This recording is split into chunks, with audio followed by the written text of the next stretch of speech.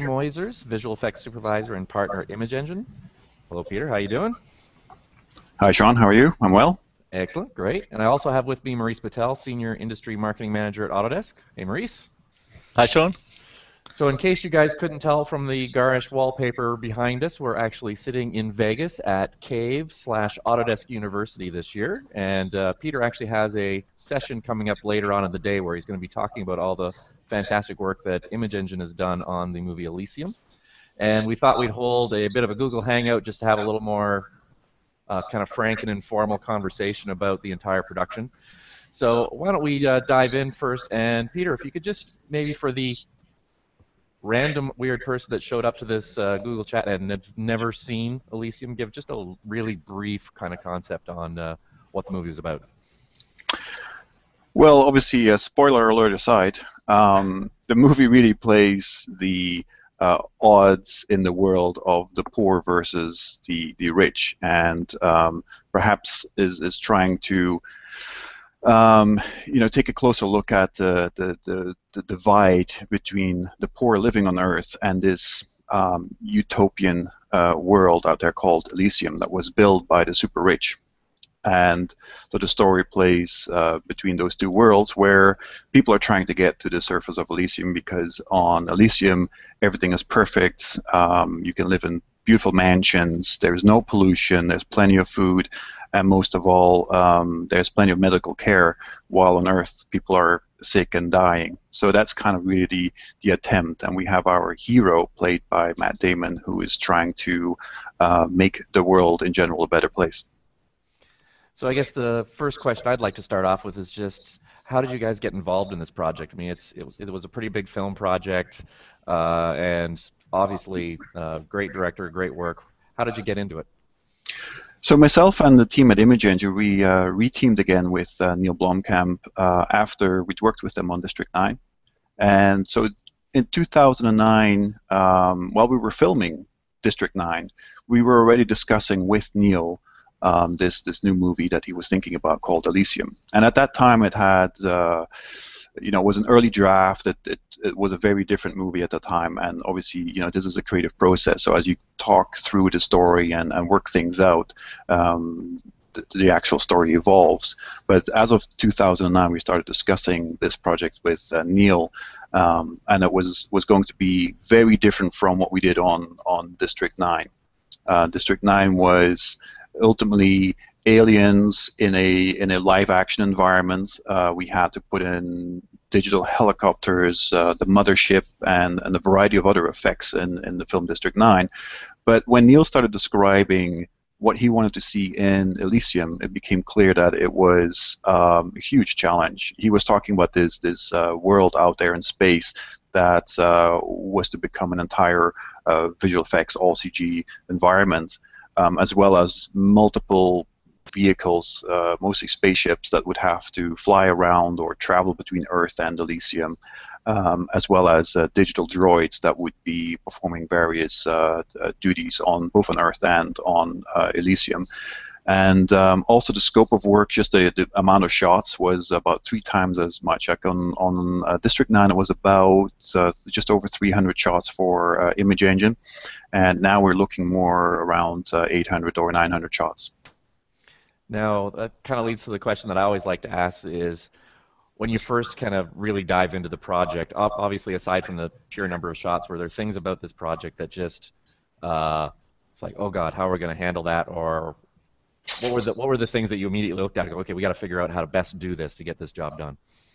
Yeah, I would say there was definitely the design challenge. How would you go about designing this world that doesn't exist? And yet Neil is a director that really believes in rooting everything in reality or some form of reality. We're making a sci-fi movie, so that this may sound strange, but if he couldn't somehow make sense of it in the real world, in today's world, or in the conceivable near future, then it wasn't right for him. So we were drawing a lot of feedback from basically, previous science fiction films, as well as actual, concepts and so on, that we were trying to work through.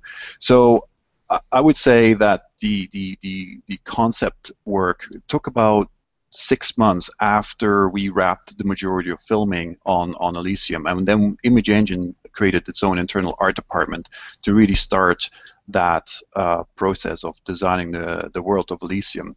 And the inspiration really came from Sid Mead, one of the world's greatest concept artists, and he was here at Autodesk University as well. And it's great when you hear him speak about how he comes to imagine these futuristic worlds all these years ago. And so Neil found this one image in one of Sid Mead's books, and he said, you know what, that's what I think Elysium should look like. And he contacted Sid Mead, and he kind of said, would you be interested in helping me out designing this world of Elysium? And Sid has been in what he refers to as semi-retirement for quite some time. And he said, okay, well, let's take a look at the story. What's this movie all about? And when Sid read the script and talked more with Neil, he said, yeah, I'm in. I'm going to help you design this world.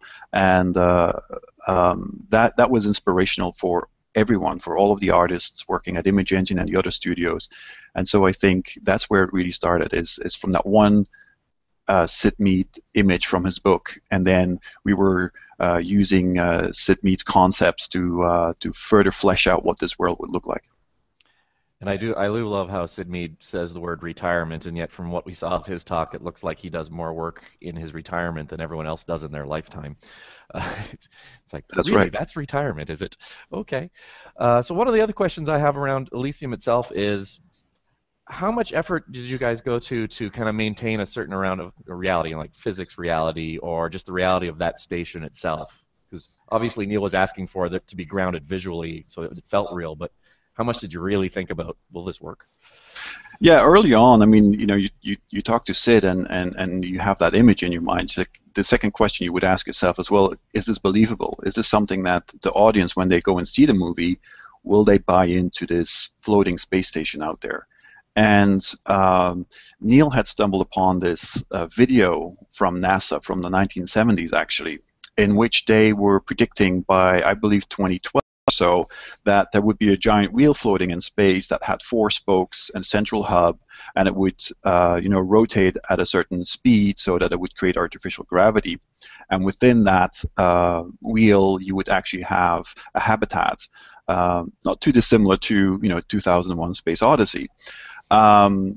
But he then contacted NASA, and through NASA, JPL, Jet Propulsion Labs, to really try and test this theory of this giant floating wheel in space. How fast would it have to rotate to sustain gravity?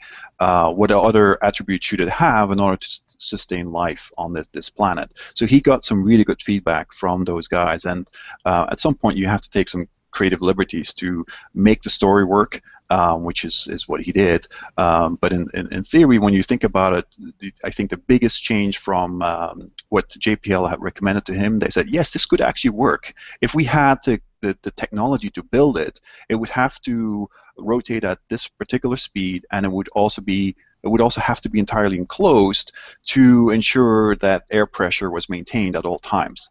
And so Neil was like, okay, enclosed, that's not going to work for my story, so I'm going to have to use that creative liberty, open up the surface, or so to speak, so that it wasn't entirely enclosed, so that the spaceships could fly in and so on. And really, that's I think where you would find some of that inspiration behind, somewhat rooted in reality, and then off you go as a creative person and make it work for the film. Now, I know earlier on we were joking a little bit about kind of all the mansions that are in Elysium, all the buildings and structures that are there. And actually, I found it kind of surprising just how much thought you guys put into, how many mansions, where are those mansions, what the look and the change of them. It just kind of spoke to an incredible amount of detail in the thought of all of the different assets that you guys were creating. So was there a certain kind of, right at the beginning, did you go, we've got to really worry about these little details, or was it stuff that Neil, for instance, came back and said, no, I want you to really plot along and make sure that you get every last little bit? Yeah, again, it comes down to looking for real-world reference, and so he was immediately plucking out internet images of Malibu, Hollywood Hills, very wealthy neighborhoods that had giant houses and mansions and so on. And he would therefore, kind of give us some of that advice to, what would you take from this? And as a matter of fact, we went down to Malibu with a helicopter crew and started filming various flyovers over these wealthy areas. And initially we thought maybe we could use some of those live plates and remove the roads, remove the cars, remove the telephone wires, and then add in the CG spaceships and make it more sci-fi like, but keep the real mansions. But as you can imagine, Earth is this giant beach ball, whereas Elysium is almost the opposite curve. There is no actual horizon like we know on Earth. So that proved to be more of a challenge. And by the end, Neil was wanting to make so many changes to this, these plates that we shot in Malibu, that it became clear we had to go all CG with the terrain. But all of those mansions were designed by Phil Ivey, who was the concept designer on the film, and they were all fleshed out. They were all they were all designed as a certain type of mansion, a certain style. And then the artists at Image Engine would take cues from that and look for what building materials were used, how much glass versus stucco versus concrete versus wood, and would start building those mansions.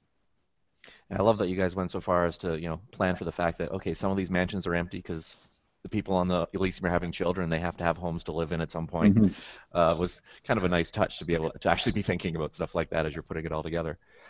Now, obviously, Neil has a VFX background. I think a lot of people have heard about that, and that's bound to make a big difference in the way you tackle a production like this when you've got a director who can look over your shoulder and really have a good idea of exactly what it is you're going through to do what he's asking. What was the experience like?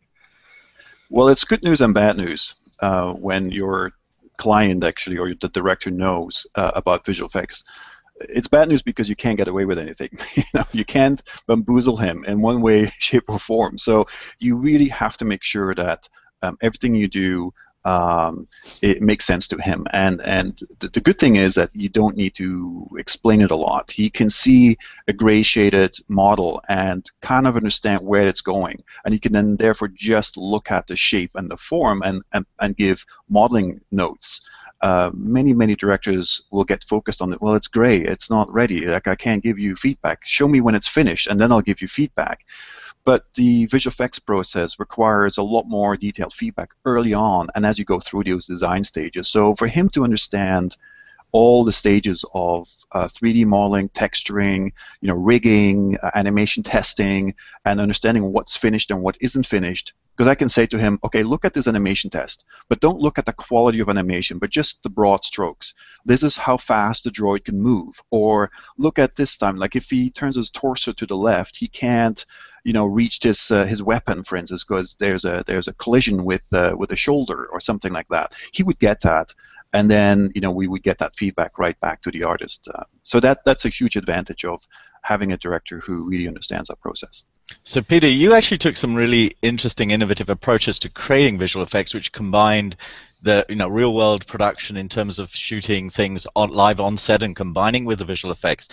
How did you plan for those things? How did you determine where you wanted to go and, for example, shoot real live action and where you wanted to actually do it visually?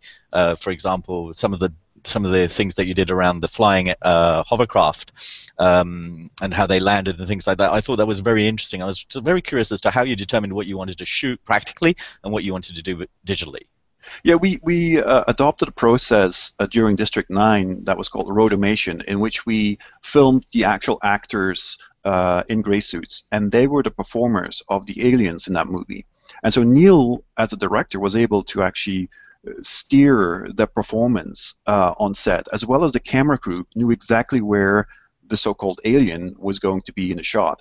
And we adopted the same mentality for all of the digital droids in Elysium, and we took that another step further and said, well, we need to have live action helicopters on set, because, again, we need to frame for them. The camera crew needs to be able to frame for them.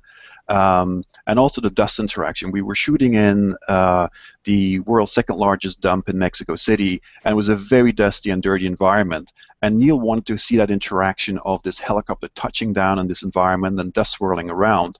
So if we shot empty plates, and then we had to somehow tell, or I would be on set and tell the camera crew, okay, imagine the helicopter approaching at this speed, it's coming directly towards you, and now 3, 2, 1, and it touches down. Like, it'd be very hard for the camera crew to get all of those timings right, because if you have to imagine a helicopter landing or taking off, most of the time you get it wrong. And so I think you would spend or waste a lot of takes on trying to figure out where this helicopter is, what kind of lens do you need to put on your camera. And for Neil, it would have been hard to direct the performance of this spacecraft lifting off or landing. And so these helicopters proved to be invaluable on set, and that we took that approach all the way through. Whenever we could, we would shoot either a live actor on set using a gray suit, or we would shoot a helicopter that we would then replace later on in post. And of course, the replacement of all those characters, helicopters, everything else, people tend to gloss over that little bit, the yanking out all these gray suit actors from a background and replacing them. How much effort did you guys have to go through to really lock down that process, to make it as fast as I'm sure you had to make that happen in order to get all this stuff done? Yeah, I would say we had a good process in place from learning from District 9, and that's how we could be more efficient on Elysium, having learned from that process. So for the most of the time, it was matching exactly the performance of this helicopter, because Neil had directed the helicopter on set, and he didn't want necessarily the artist to get too crazy with making changes to that performance unless he wasn't happy with a certain take. You can only do a certain amount of takes with a helicopter before it becomes too expensive. But typically, you get some resistance from the line producer who's managing the budget, and who will say, wait a minute, the helicopter rental is X dollars, and then Visual Effects is going to get rid of it. Why would we spend that money if you're going to get rid of it anyway? But that becomes part of the education process. Working with production, the visual effects company has to really educate production on the benefits and the use of such vehicles, and why you need to spend the money during filming, during principal photography, only to remove them later on. I can see it being a tough nut to swallow for someone who's holding the money. Yeah. Now, you were talking about one of the benefits of having the gray suit actors having the helicopter shot is for the camera guy to give a more realistic kind of camera motion. Obviously, when you get out into space, you're not flying a real spaceship around, so you're not able to do that same kind of thing the same way. I know from some of our early conversations, you guys stepped into doing a bit of the virtual production concept. Could you talk a little bit about kind of why you bothered to do that and what that looked like? Yeah, when I bring up virtual production on Elysium, a lot of people respond to me like, oh, like Avatar. I'm like, no, well, like a mini version of Avatar, maybe. The only thing that we did virtual production-wise on Elysium was capturing the cameras in a motion capture stage. So we pre-recorded the animation of spaceships flying from Earth to Elysium. That was all digital, all CG shots based on how we thought spaceships would behave in space. And if you look at a lot of the NASA reference and footage, unfortunately, of spacecraft flying in space, it's very boring. It's very slow. It takes a lot of time, and so on. And obviously, this is an action film, so Neil wanted these spacecraft to be flying more violently, faster, and again, he's taking some creative liberties with how much thrust you need in space, and so on. But so we had pre-recorded all of this animation of these spacecraft using fairly standard, what I would call CG animated camera moves. And then Neil wanted to replace the CG camera moves with a real feeling camera, like as if a cameraman would be floating out in space with a spacesuit on and maybe having a red camera on his shoulder and trying to capture these spacecraft, whipping by frame.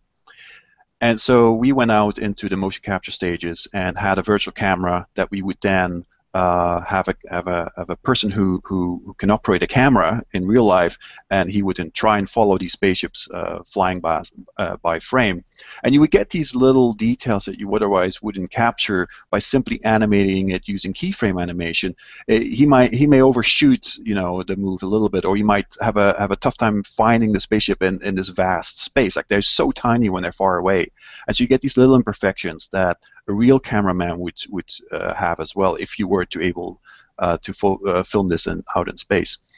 And that was, you know, so we use for all of those virtual shots, so to speak, all CG shots, we use this this virtual production using Animatrix Film Design in Vancouver. I think one of the amazing things is that level of realism you got, and also in terms of the Elysium space station, a lot of attention, as we mentioned earlier, went into the detail. Could you tell us, one of the things that fascinated me was the terrain of Elysium and the vegetation, and how that really looked kind of this idyllic Elysium. A lot of detail in the terrain was very well thought out. Can you tell me a little bit more about how you designed that terrain and how it was created?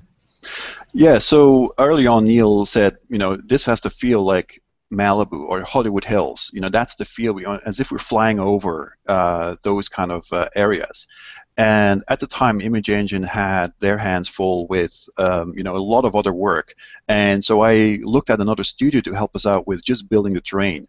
And we chose Whiskey Tree in San Rafael, who had already demonstrated to me a little bit of what they were able to do with all CG terrain work on a previous project they worked on. And so on a Thursday that I visited them, I said, look, this is the challenge. I need to see if you guys can do some really complex flyover detailed terrain with trees that are, or certain species of trees that Neil wants, mansions and bodies of water. And on Monday, they uploaded a video to me saying, okay, here, we've done a test for you over the weekend. And it was a full-fledged test with a flyover that blew me away. And I said, okay, these guys are the perfect choice for this. And what we did was we integrated Whiskey Tree and made them an extension of the environment department at Image Engine, so that they would complete all of the surface terrain, all of the mansions, all of the trees, and Image Engine would complete all of the hard surface body work that would be, for instance, the glass or the structures or the spokes or the struts and so on. And so we integrated the two teams together, and interestingly, both teams were using different software. So Image Engine is using Maya, and they were using Softimage. So we had a challenge to kind of convert one to the other, but using you know, common file formats, and so we were able to you know, write a bunch of scripts and code it up so that the transition would be seamless between the two studios. Now, I think we're far enough in now that we should maybe open it up for some questions online, see if there's anyone else out there that wants to ask Peter something while you have access to him. So we'll let Rama, who's sitting on the silent computer in the corner there, take over for a little bit.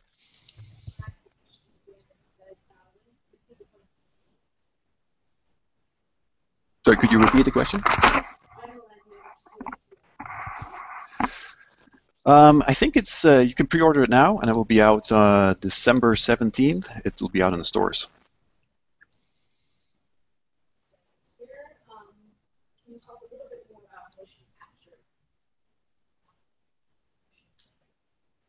capture? So the only time we actually used motion capture for the droids was when Neil wasn't happy with the performance of the live-action actors on set. So if the gray suit actor that's doing the performance and he does take after take after take and he's just not getting it, at that stage we would go to the motion capture stage and capture the performance of the actors again to Neil's liking.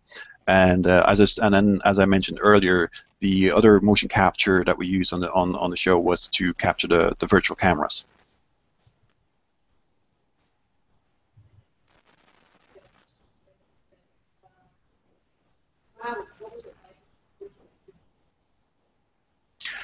Well, it was a really nice surprise to find out from Neil that he had been speaking with Sid, and you know, I knew that he was what we call semi-retired, so it was a real surprise that he picked Elysium as a project to collaborate with. And so Sid and Phil Ivey, the production design, they were working really close together as well on a variety of sets. So interior design of, for instance, the CCB headquarters. Jodie's character plays in this really dark environment where this giant screen, this giant orange screen, is displaying all of this information. So all of that design was inspired by and assisted by Sid Mead's designs. But really, Sid was on board as a concept designer as well as a collaborator. But a lot of that work was taken over by Phil Ivey, and he took that to the next stage. And being inspired by Sid was critical in that. Other design elements in the film that you might recognize some of Sid Mead's designs are the protocol room, which is this bright white room that plays actually a very important role at the end of the film. And all of that white contrast that you would see there is quite inspired by Sid. And as a matter of fact, you will recognize some of the angles that Sid uses in his designs. They have certain lines and panels, and they have a certain angle to it, and we call it the Sid Mead angle. So a lot of that really was an inspiration from Sid. And it was great to work with it.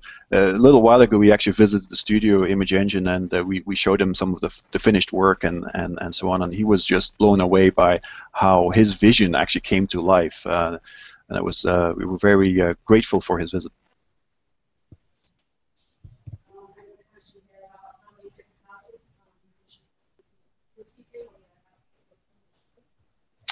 We had a good group of other vendors on the show. Early on, we knew that it just wasn't going to be feasible to use one facility, and we were splitting up the work in Vancouver.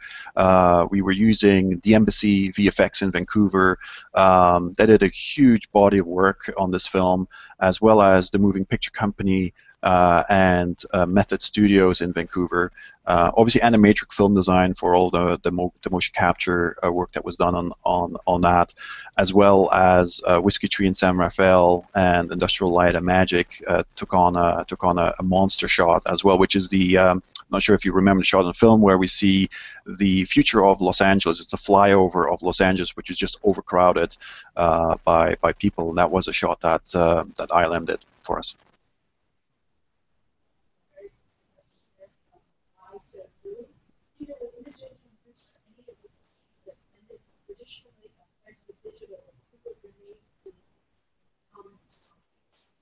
Yeah, I mean, that was actually working with prosthetics and special effects, and that's a perfect example of how different departments on the film work well together. So you have obviously the scene where the grenade goes off inside the spaceship as they're going through this fight, and so prosthetics built the dummy, and this is built with the Weather Workshop crew. Joe Dunkley is the supervisor there, was the supervisor on that show. And so Joe built this dummy face and head of Charlotte Copley, and then rigged it in a position, and that made sense. And then special effects fired a live airburst cannon with projectiles through that dummy face, and then we would and so that was primarily all practical on set. The actual face being blown off, we had to do a few fixes here and there because you can never get that quite right. And gross it up a bit more, as per Neil Blomkamp. He always likes a little bit more gore in there. And then the aftermath of when his two henchmen put him on the medical bay inside the armory, we do a takeover from this prosthetic post-destroyed face, and then we have to repair his face again. And that was one of those one-off shots in the film that was really out of the norm. It just didn't appear anywhere else in the film, and so we had to do this digital takeover. And Neil wanted to see something that he hasn't seen before. He was referencing Hollow Man. No, I don't like that, the way they did it in Hollow Man. I don't like the way it looked in perhaps The Fifth Element, and so on. So I want something special.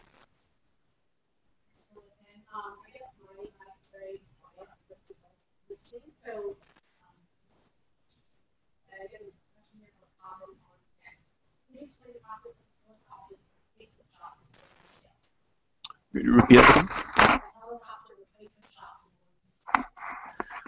Helicopter replacement shots. So you go out on set, you film the helicopter, which will then, touch down or lift off or fly around. Actually, check out the Blu-ray or DVD or digital edition if you get your hands on it soon. Because in the behind-the-scenes footage there, it will actually show in detail how some of these helicopters were used on set, and actually you'll see me talking about that in the behind-the-scenes footage there in much more detail, showing you actually some examples of these helicopters flying around on set. And we had this crazy French stunt pilot. He's known in the world as holding some crazy record for flying a helicopter at the highest altitude possible, which was seen by aircraft pilots and thinking, why is this helicopter at this enormous altitude? But he was used as a stunt pilot on basically on this show. And so when we're filming these helicopters, Neil would then select a take or basically choose the most favorable take, and then we would go into putting the CG, blocking that with a CG spacecraft. For instance, the Raven was used most of the time, and so this CG spacecraft would be sitting over top of this helicopter for the most part, pretty much dead on. But then you'd have the helicopter blades, which would protrude beyond perhaps what the CG Raven would be blocking, and so we did have to go in and paint out those the helicopter blades and so on, and add other effects. Like you can imagine, a helicopter landing would create this giant dust plume on the ground, but the Raven has these very specific VTOL-based thrusters that create vertical liftoff, exhaust, and very specific points. So in addition to the live action dust that we used, we had to add into a lot of FX dust as well. We shot additional plates for dust and combined that. So while the advantage was on set to see these real helicopters and get the motion, in compositing it was still very complicated to integrate the digital vehicles into this cloud of dust. Hi, Peter. Sorry, Rama's microphone is playing up, so I'll be taking over some of the questions from here on. One of the next questions was, what rendering software did you use, and how did you choose your rendering software? Our rendering software has always been 3D Light software, which is based on the RenderMan standard. It is basically a scanline renderer as well as a hybrid ray tracer. And so we've been using that since 2006. That's how we did District 9 and all of our other shows. On this particular show, we were taking a look at some of the more innovative ray tracers out there, and we actually used both 3D Light in hybrid ray tracing mode as well as Arnold, obviously as a full ray tracer, to render the terrain. And also because Whiskey Tree was using Arnold as well for the mansions and the trees and so on, we were using Arnold for the most part. One of the challenges that we had with the ray tracer is at doing 4K resolution images, you'd have to crank up the resolution and the detail to an insane amount, and so the render times are absolutely crazy in ray tracing mode. You get the quality, you get the real light bouncing around and so on, but you also get more noise in your images, and 3D motion blur definitely is a challenge. So I think that's something that the software manufacturers need to look out for in future to do production quality images. The ray tracers still possess a huge amount of issues when it comes to creating those images. You can create a still frame quite easily with a ray tracer, more faster, I would say, than with a scanline renderer or even a hybrid ray tracer. They look more real right away, out of the box. But then to get that last 5% takes a long time, even with a ray tracer, just to get rid of all of that noise. And Peter, we have kind of a change in direction in the questions. The next question is what was it like to be nominated for an Academy Award for District 9? Well, that was quite a nice experience. I think you're unfortunately the Academy recognizes individuals, and it's usually 4 names that go up. But really, it's the team that's behind the supervisor. And at Image Engine during District 9, it was hundreds of people that worked on the show. So I felt for me it was a huge honor to be representing the team. You know, it's not a one-man band, and many other film departments have fewer people in it. You know, if you look at costume designers or even, you know, other departments where it's maybe it's a dozen people or it's 20 people or so on at the most. But with visual effects, really it's hundreds of people. Multiple facilities are working on it. People across the world are working on it. So it was a real honor to be nominated on behalf of the entire crew.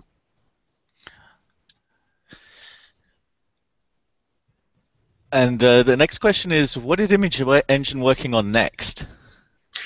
Well, we've got a slew of projects going on, but more excitingly, we're working on Neil's next film called Chappie, and they're still filming in South Africa right now.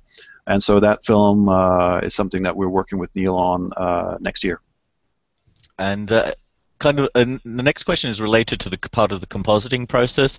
So how did you go about compositing these visual effects, and what did you use? We're a Foundry Nuke house, and we have been developing a slew of in-house tools that will help us with a variety of challenging circumstances. But for the most part, it's finding the right people, making sure that you have the right blend between juniors, intermediate artists, as well as senior artists who can really take on the majority of these shots. And the process takes a long time. Like, you may hire people that are fairly junior at the beginning of the show, and then towards the end of the show they're an intermediate, or the intermediates have become senior, and so on. So it's really great to see the people evolve as they get their hands on these very complicated shots. So simple things that you may not think of that pose a real challenge could be maybe the blinking lights on the Raven at nighttime. You know, you were all worried about how to integrate the Raven and how to composite that in general, but then it's something as detailed as the strobe or the flare that these lights create can be painstaking. Or just the color of the thrusters, for instance, the VTOL thrusters was quite a challenge to get that right. And midway through production, you know, they have these blue looking thrusters on the Raven. And midway through production, Neil said, "Oh my God, we've got to change these thrusters entirely because I've just seen this other film that has a spaceship with these blue thrusters, and we can't have that in my movie anymore." So I thought, "Oh no, we've got to change all of these shots." So I went to see the movie, and this was Prometheus. And I went to see Prometheus, and I'm like, they don't look anything like the thrusters on the Raven. We don't have anything to worry about. So we go back to integrating that right blue color, and that was quite a challenge. Okay, I think that's it for the questions so far. The next question is, will this Google Hangout be available on demand after the session? And absolutely, yes, it will be. We will. It'll be going up. You'll see it here in the same location. You're finding it on the area now. So feel free to check it out. I believe it'll probably be up within a couple hours, actually, so it should be up there very quickly. So I think we're going to call it. It sounds like the questions have slowed down. So thank you very much, Peter, for coming out and doing this. And thank you as well for the session you'll be doing later this afternoon. We really appreciate it. There's a couple hundred people avidly looking forward to sitting through and seeing all the great visuals that go with this movie. So with that, thank you, everyone, for watching this Google Hangout, and we will see you next time.